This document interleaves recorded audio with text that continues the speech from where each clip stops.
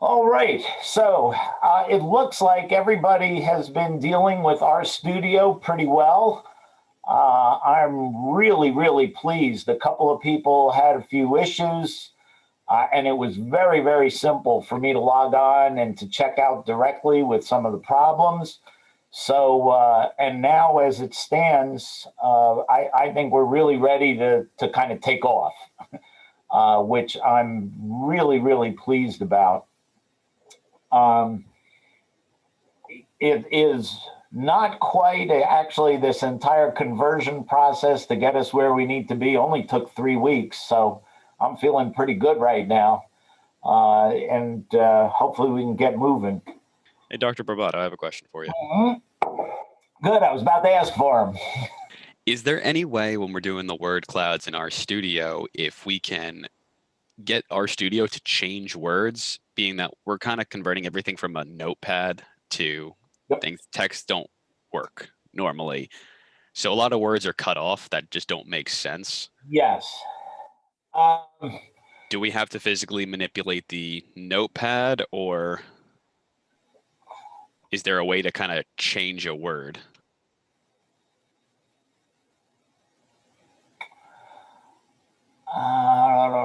I'm thinking. Let me.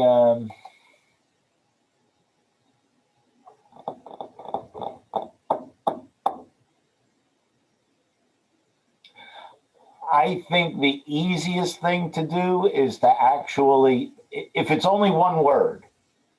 For me, it's a lot of words. But I mean, That are they're different. keywords that should be in the word cloud that just are cut off halfway through.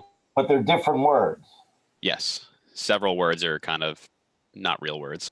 Yeah, then I think your best bet is to just go back and individually do them. Let me log on real quick. I'm going to log on with my student account. I think it's this one.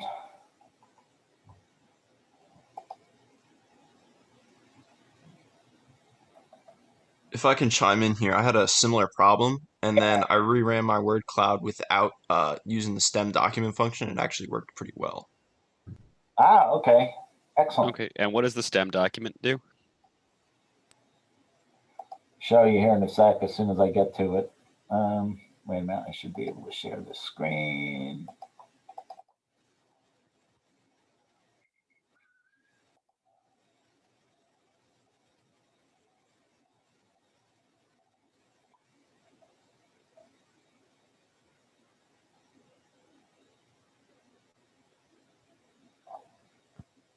It's thinking.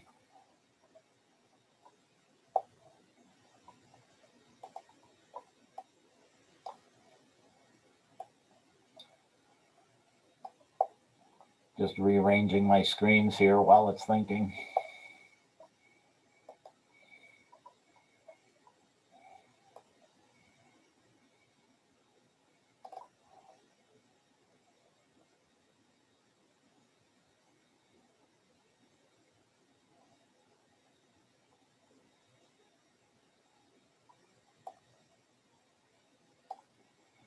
So here you go. Without, let's see, here is the, where's the stem? It's coming up.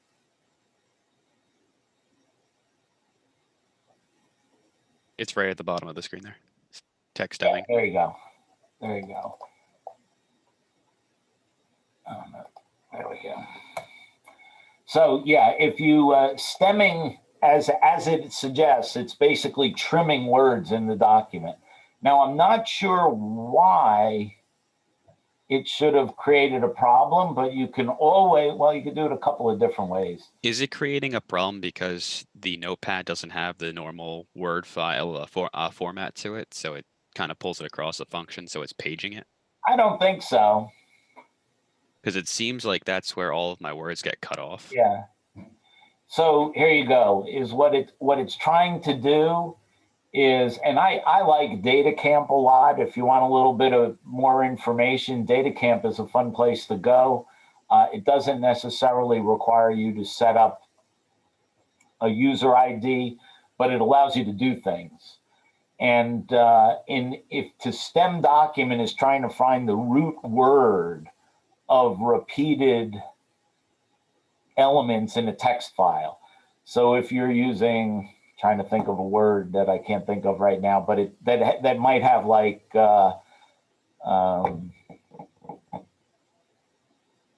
doing, doable, etc. It would make doing and doable the same root as do. So if you have biochemical, biochemistry, can't think any more offhand, but what it tries to do is trim those documents to the root word. If that doesn't work for you, kind of like Matt was saying, that was a good idea, is not to stem it. How'd you figure that out, Matt? Really just trial and error. Like I saw like it was converting like biology to biologi. So I don't know if that means that like an I was the next word in a Well, like sentence. biological, again, if it uses the root, it cuts it off at a most, what it feels is the most logical place to give you the root word. And obviously, in a lot of cases, that doesn't really result in a real word because it's mathematical. It's not like it's really reading the words. So again, if you want to get rid of it, all you got to do is either not run it down in the console, or you can put a comment line. The hashtag turns it into a comment instead of a command, so you could do it either way. Now, some of you discovered, and along the way I showed you that what you can do is when you actually get to your plot, so this just happens to be the one I have sitting here, what you can actually do is export the plot, save it as an image, and what it will do is we're going to call this MLK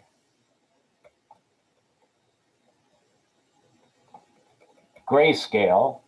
You can change the size. You could turn it into whatever size you want.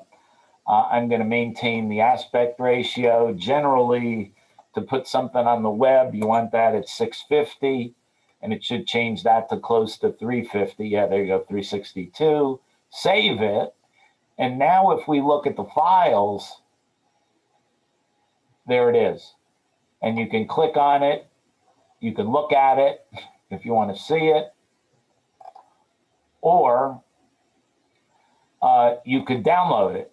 So you could select it and you can download it into wherever you want, or you could click on it and then use the save as command up here as well.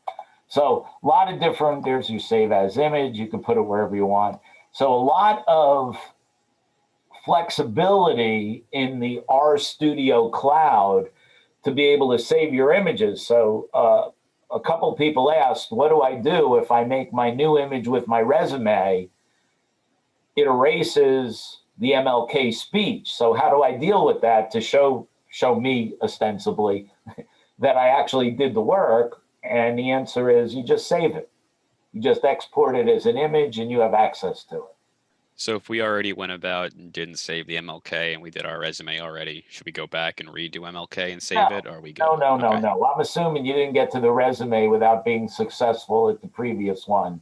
But Right. but if you want to be complete, or maybe you just want a copy of it because you like your color scheme or who knows what, either way, that's the way you're able to save it. All right. And I had one more question. Yeah. What does the stop words command do again? So stop words, and again, I'm going to show you this because I think this is a really good way to do this, is come in here.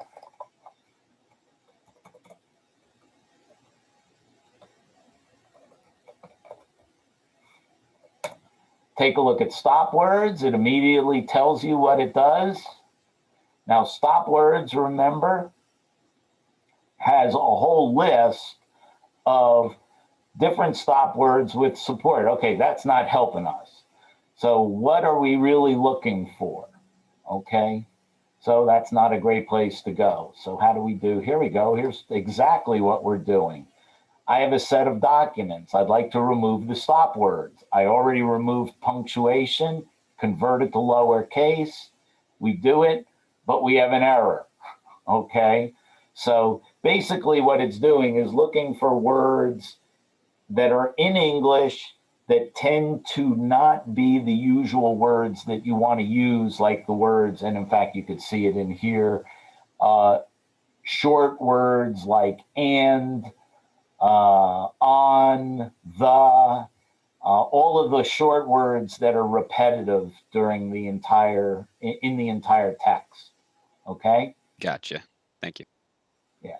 And you can use, and by the way, it does come in a lot of languages. So you could use, you know, you could change your language to Italian if you have an Italian document you'd like to do, French, anything. I forget how many, but there are lots in there.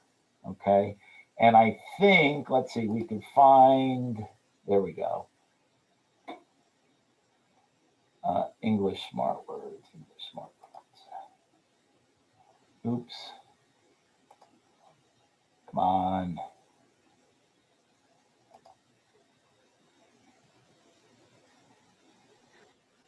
So this should show us a list of smart words, or stop words rather. Oh, and that's not what it shows us.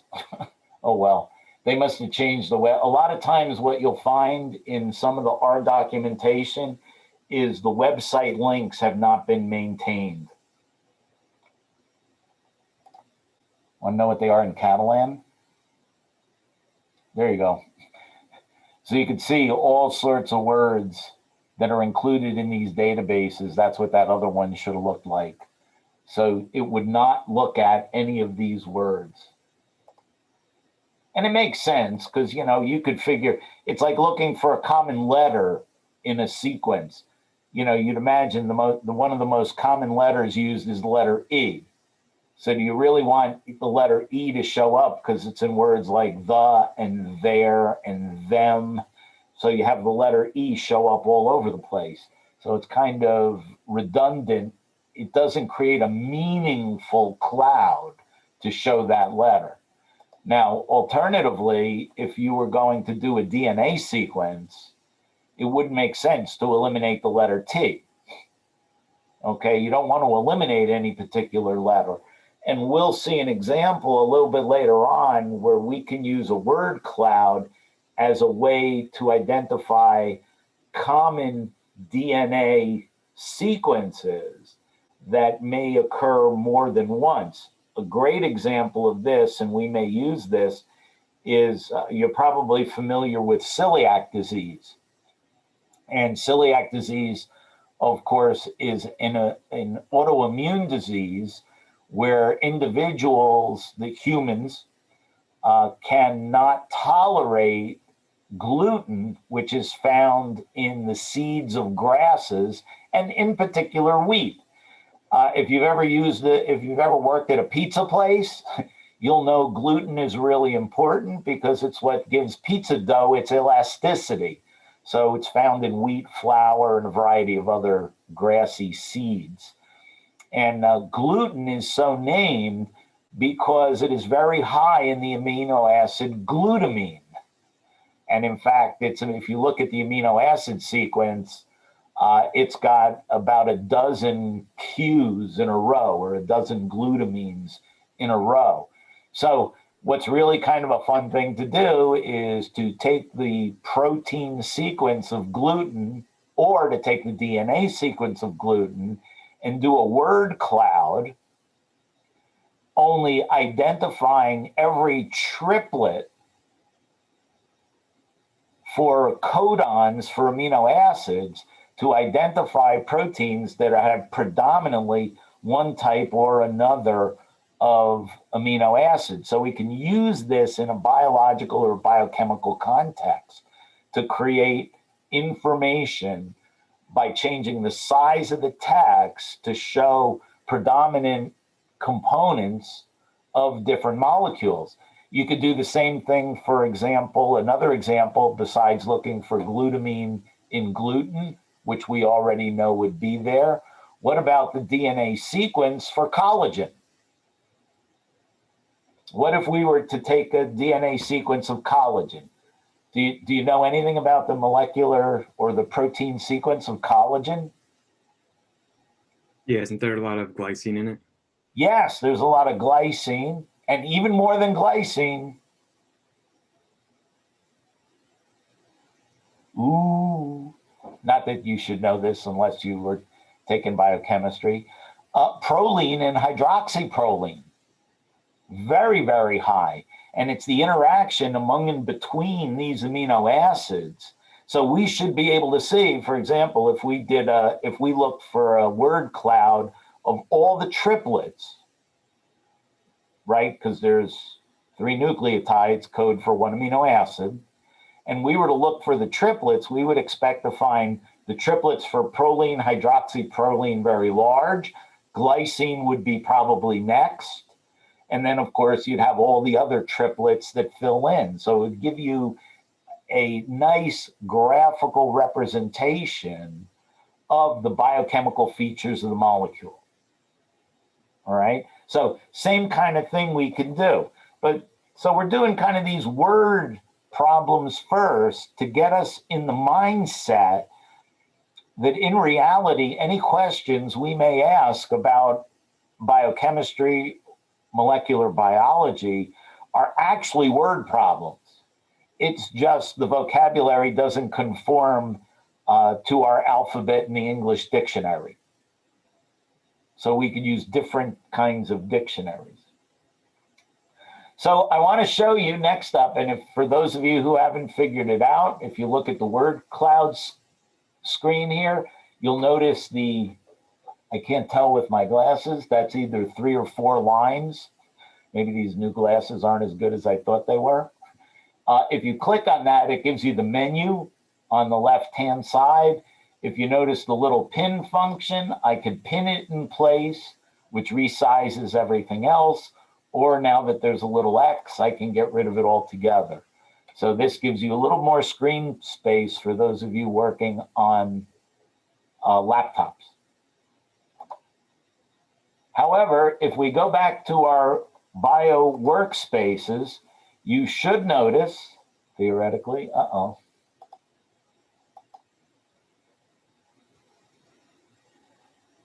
again, if I just show my projects, and this is the same view as yours, remember this is the student view, this is the only project I have in the systems bio workspace are the word clouds. But what you want to do is look at all projects, and you'll now see that there is a new project at the very top called Flatten the Curve. Okay? And of course, you've got a start button. And you can always go back to these, by the way. You can continue word clouds, or you can start Flatten the Curve. Now, what I'm going to show you here is not only the idea behind this project of using R and RStudio to do some rather unique plots. I'm using this to show you another feature of using R.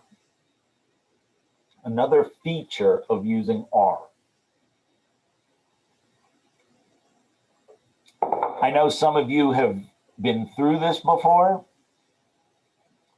but the feature that I'm going to show you is actually something called an R script. So when we worked on Flatten the Curve, we had something called an R markdown. It was an RMD file. Here, it's just an R script, okay? Now, the R script, if you notice in the Files section, and wait a sec, I'm going to delete that. There we go.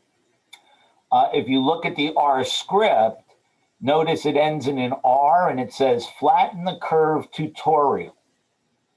So you just click on that, and this is pretty easy. Now, the one thing you do have to remember in running the R script is the advantage of the R script as opposed to R markdown is our markdown is just a list, really showing you instructions plus commands. And I wanted you to go last time around, I wanted you to go through entering the commands. Now what I'm going to have you do is actually enter the script.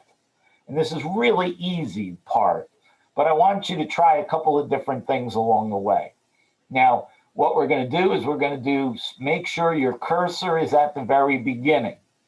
And what we're going to do is we're going, notice at the top right, you've got a series of run commands, okay? And what it's going to do is run the current line or selection. So notice the first thing it does, and you do have to make sure your cursor is at the beginning, right? And notice the first thing it does is it automatically entered the first command, which is to load the library epi model. If your cursor is anywhere else but at the beginning, it's going to run things without actually using the libraries. The packages have already been installed for you. So that's the advantage of word cloud. These packages are already installed, ready for you to use. We're going to hit the run again.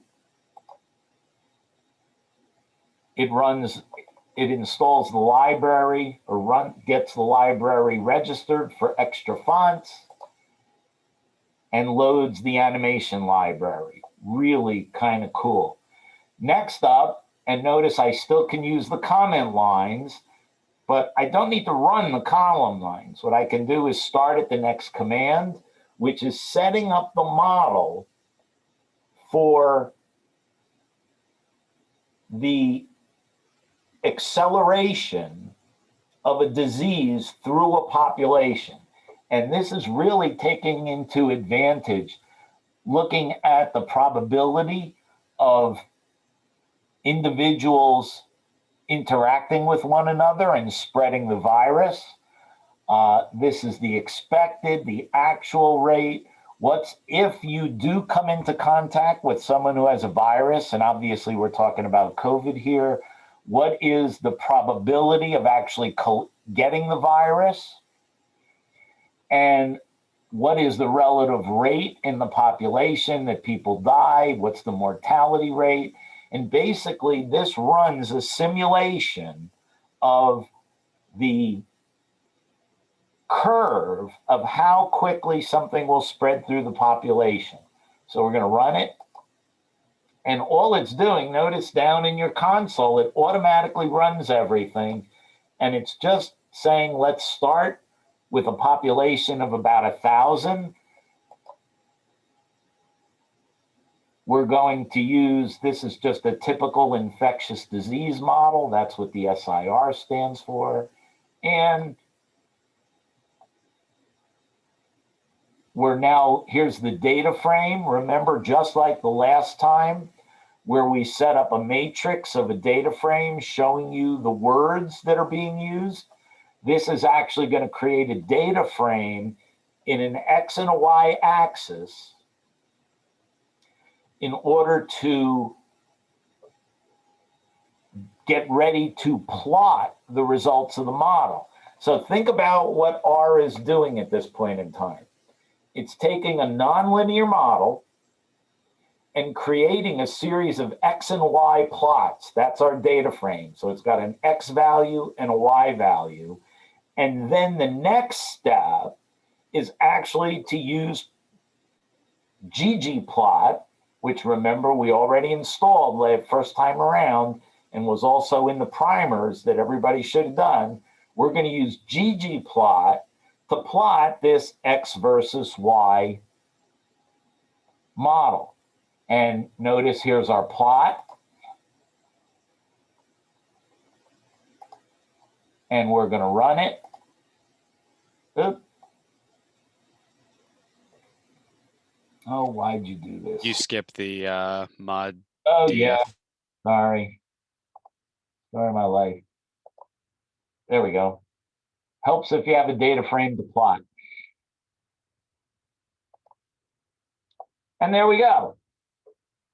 And it immediately shows you the beginnings of the curve based on our model. Now, what if we were to vary the number of transmissible acts per person per unit time? Okay, so assuming it just doesn't happen once. Again, we're just going to run through. It's the same model. Basically, all you're doing is hitting the run. Then we're going to create a plot. Now here, and I'm going to lower this a little bit. What we're doing here is we're creating a customized plot. And notice what's involved here. First, we're creating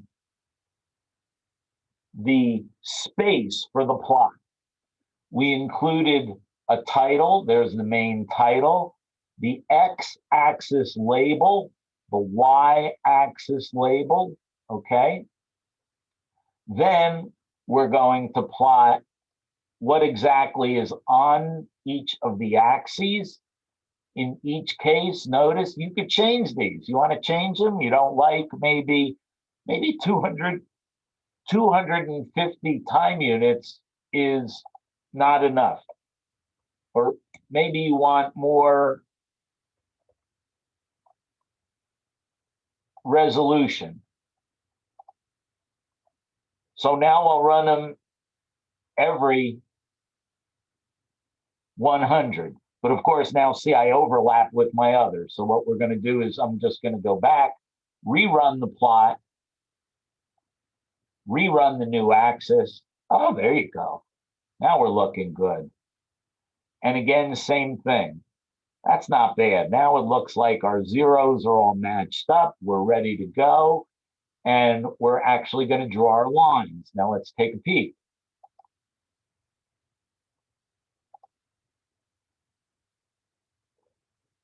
And it is now animating based on reducing the number of opportunities for interaction from each individual. It's showing you the decline in the number of infections just by decreasing the number of encounters with each person. And you could change this really cute little GIF here. And the next series is actually a little bit more complicated here. And if we look in here, we're going to take the baseline simulation, which is exactly what we did first, but we're going to create a GIF so that we can create, if you were just to export this here, what you'd get is this static image. But what if we want to create a movie? What if we want to create something that's really kind of impressive to show people how by reducing the number of social contacts or potential infection events will actually reduce the incidence of infections with people? And you've seen these on the news. What do we have? We have a line that goes across the graph, right? So it might come across here saying, well, if we get to 150 people infected, our hospital only has 140 beds, we're in deep trouble.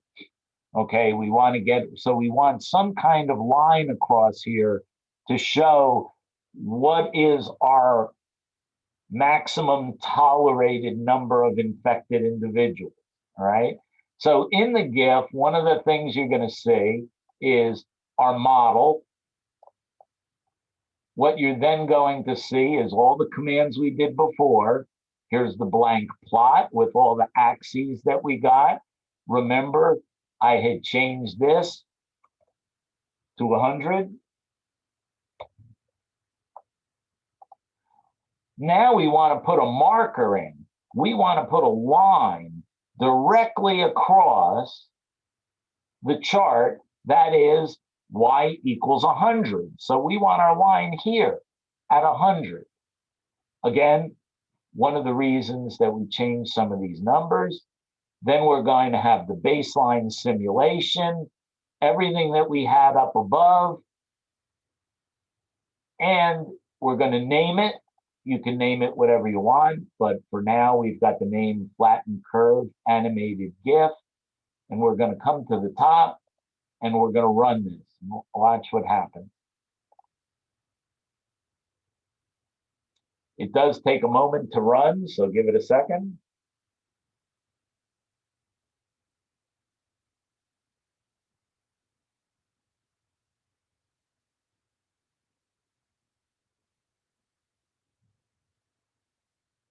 Thinking.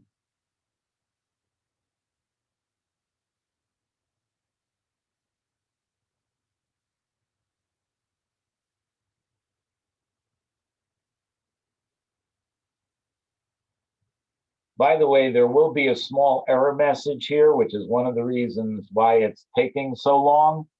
And I'll point that out to you in just a second. If you take this script, download it to your computer, and run it in a local installation of RStudio, you actually won't get these error messages. If you read the error messages, what does it say? What's missing? The browser. The browser. And these are all, so what it was doing while we were waiting is, notice it says here, unable to open X server. If you had a Unix machine, the X server is the graphical interface. It is how Unix and Linux can display graphic images on a monitor. If you are, in fact, if you run an older Mac, old Macs use X. There is actually a version of X that you can install in your Mac that allows it to interact more fully with Unix programs. Obviously, our RStudio in the cloud is running on a Unix server. And so it's saying we do not have access to the graphical interface for RStudio, meaning to show unique graphics. These are all web-based graphics. And of course, what it started to do is it started to look. Do we have a default X browser? No. Do we have Firefox? Here are some that you may not have ever heard of. Iceweasel, SeaMonkey, Mozilla, Epiphany, Conqueror is another one, Chromium, obviously, Google Chrome, anything else, links, all sorts of different types of browsers. Now, at this point, notice the final error message. No method is available for opening flatten the curve animated with capacity GIF. You may think that there's a failure. However, look in the files directory. And in the files directory, notice here's our GIF. So it did save our animated GIF. It just wasn't allowed to automatically open the GIF because it does not have permission to use the graphical server on RStudio Cloud. So, but if it's here and it's a link, we can open it locally. And you can open it locally, and there you can see the change and the GIF. And it's just a typical moving GIF or an animated GIF, and it lowers. Notice the line even changes color once it gets below 100. So this in and of itself is a preliminary model. It is very, very similar to the one that's used in all of the data that epidemiologists use to illustrate the progress of a disease through a population and how they are able to model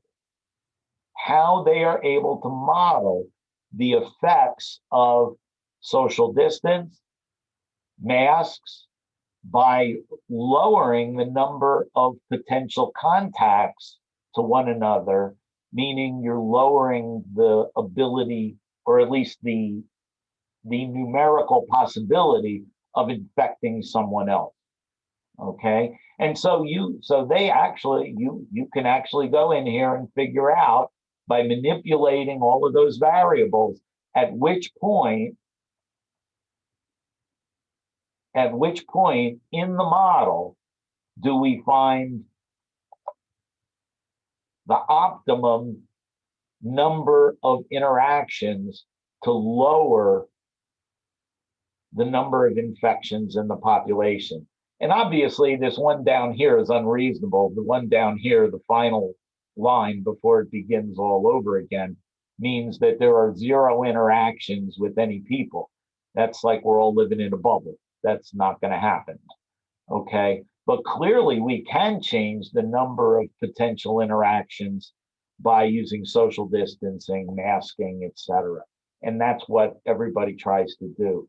Some of the epidemiological models that they're using right now, the really, really good ones, are coming either out of the Virology Institute at the University of Bern in Switzerland, or the virology group at the University of Washington in Washington State. Really great group of people there. And the models are quite complex. This is a fairly simple epidemiological model. The others are much more complex, and obviously they contain more realistic estimates. I would encourage you to go through this, take a peek here at some of the different things you can try to do. You can change things, you can change labels, you can change axes, and I just want you to get a sense of how well R can deal with very complex data and turn it into a really lovely graphic.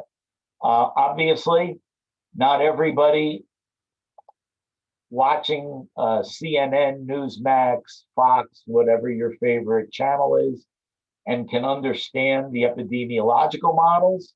But the value of graphics, like everything else, is the ability to communicate very complex topics in a relatively simple manner. So if you haven't done it already by following along, I'd like you to get through this point, log in, save your file. I encourage you to fool around with the details a little bit. If we go back, this leads us to the final topic I want to chat with you about a little bit. If we go back into PBWorks, and I should be able to find our way to flatten the curve. Here are the definitions of each of the parameters in the infectious disease model. Sorry, I've been stemming my speech here. And so you can look at these in the parameter, and you can actually go ahead and say, okay, I want to change some of these parameters and see what the curve looks like. And you can go over this time and time again to maybe perhaps model more realistic infection rates. What's the probability of infection between susceptible and infected persons? In this case, we've got the probability of 0.2, which is in our model. A more realistic estimate is probably 0.1 for the original COVID variant, but is probably close to 0.2 for the new New York variant, which I find really fun, really amusing that they're calling this BIF, because it's B156 is the actual numerical. So if you look at, if you look at the letters and numbers, B156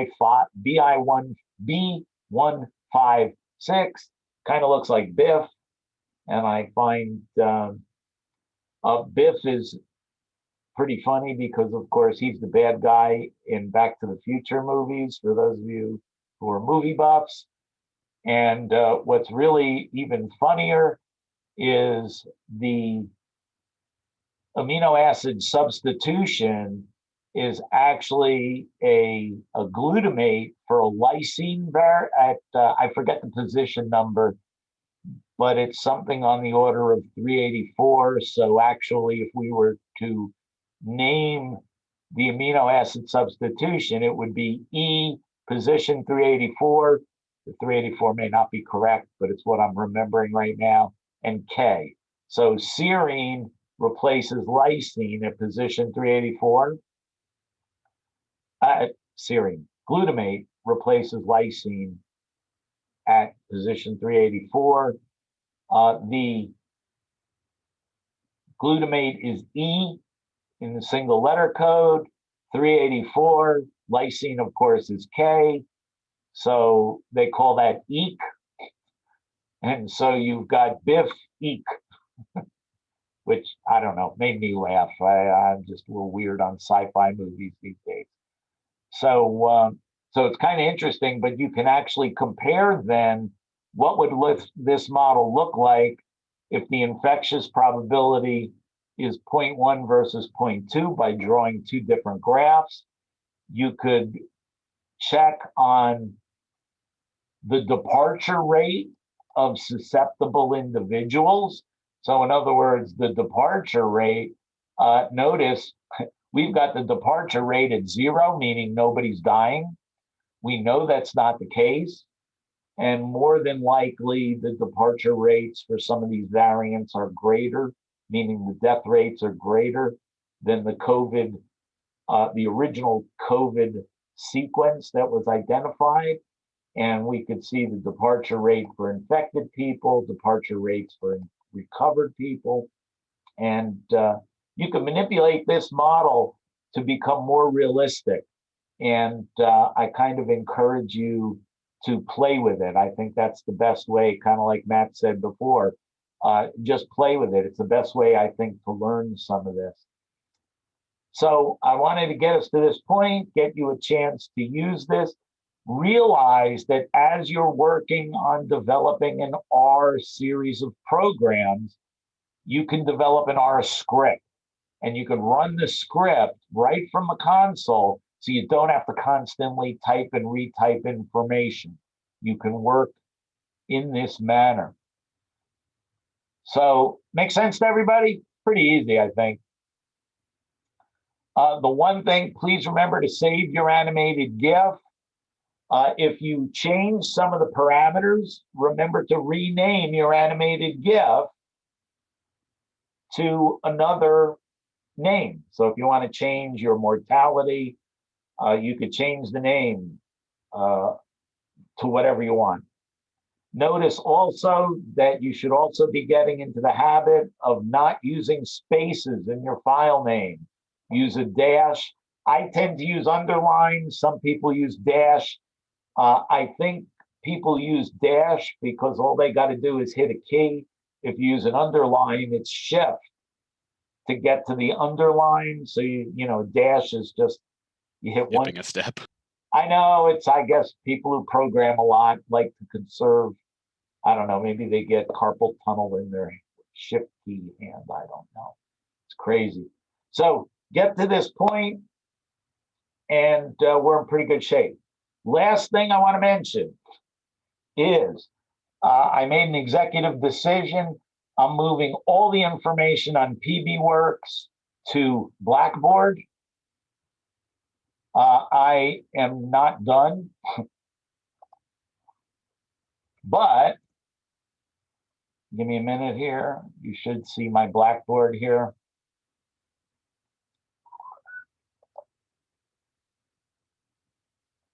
But I have already moved all of the videos. So I think they're just a little bit more accessible here, and that really was kind of what did it for me, was I think the ability to keep things a little more organized than on PBWorks. So hopefully by tomorrow afternoon, everything that was on PBWorks will be changed over to Blackboard, so you'll be able to look at it right here. Somebody was asking me by email, asking me about grades. Look, this is a senior level class. I'm assuming if you're doing the work, there's no need for grades because everybody's doing work, they're getting successful. There's no reason that people should not be keeping up with the work. If you're doing nothing and you've never logged on to PBWorks, and again, I'm saying this again because that's not true of anybody here who's listening. There are a couple people who've yet to log on to anything. And if that's the case, well, then you can't expect a grade. However, if you're here and doing the work, you win. All right. This is a senior level course. It's about the work. It's about learning how to do this stuff, not, worrying if you're going to get into med school because they're going to look at your system's bio grade. Okay. That's not where we are. This is about, it's about the job. It's about the work and getting us to the point where hopefully in another week, we'll be able to generate some individual projects of your own that you want to put together. And again, we've got 2 more R exercises to do between here and there. And then once we do that, it's going to be about finding your area of interest and working out how you want to use these programs to help you do something unique. Hey, Dr. Bobata, I have a question for you. Yeah. If once we start making moves on this project and we as individuals, I'm going to speak for myself, want to come up to use a computer lab with you, would you be available to do that? Absolutely. Cool. Because I know I'm not too strong individually with programming. So no problem. Well, we'll get you more comfortable with it. It's not a question of, thinking everybody's got to be there on the same page at the beginning, but we could certainly do it here in my office. I have not been vaccinated yet, just so you know, but however, I did have it and I just got an antibody test. So I am still filled with antibodies from my lovely experience nearly a year ago, 49 weeks ago. So I'm actually slowing down a little bit. I'm not chasing down the vaccine so hard right now, only because I think people who did not get infected and have no antibodies ought to have access to the vaccine first. But if you're worried, I can always put on a mask. I'm not worried. I know Stockton's going to say we have to wear a mask. So well, no, masks are, for me, it's an advantage. You don't have to look at my entire face, so that's okay. So I mean, I'll probably wear one because I work in healthcare. Yeah, so. no, I think it's a good thing. I'm not saying I just want to, Oh, it's not my concern. It's concern that I might have. We're pretty transparent here, so that's good. All right, so real easy, and everybody have a nice weekend. I'm afraid it's going to get a little cooler this weekend. It won't be nice like today, but rumor has it the waves are going to be good tomorrow. So if you get a chance. I don't know about Stockton, but it's 70 outside here. Is it real? I don't know. I see sun. I see sun. But I'm in Tom's River, so. Oh, there you go. I don't know. Anybody in Stockton? Probably nice here. It's probably 60. What's my phone say? My phone says 66. Whether or not it's right or not, who the hell knows? All right, we're in good shape. All right, have a good one. See you guys next week. Good luck with this. Any problems? Professor? Sorry. Yeah. Go ahead. Go ahead. Go. I just had a question after everybody's gone. Yeah. So, okay. My question is, are you available to meet on Zoom one-on-one at any time? Because I'm really struggling with all of this. Okay. When would you? Let's see. What's good? How about tomorrow? You pick it. I'm in my office. If you want to come, I'm here in the office on Tuesday and Thursday. Okay. If you want to Zoom, if you're not on campus and you want to Zoom, we could Zoom pretty much anytime. Okay. Do you have anything available? Do you have any time available this evening, like around 7? Today I cannot. Today Okay. I cannot. But tomorrow, late morning, early afternoon is fine. Okay. All right, take care, Professor. I'll have to send you an email if that's okay. That's fine. Okay. All All right. Yeah, Thank everybody. you. Thank you, Professor. Okay, one sec. I'm going to stop the share. There we go. And stop that.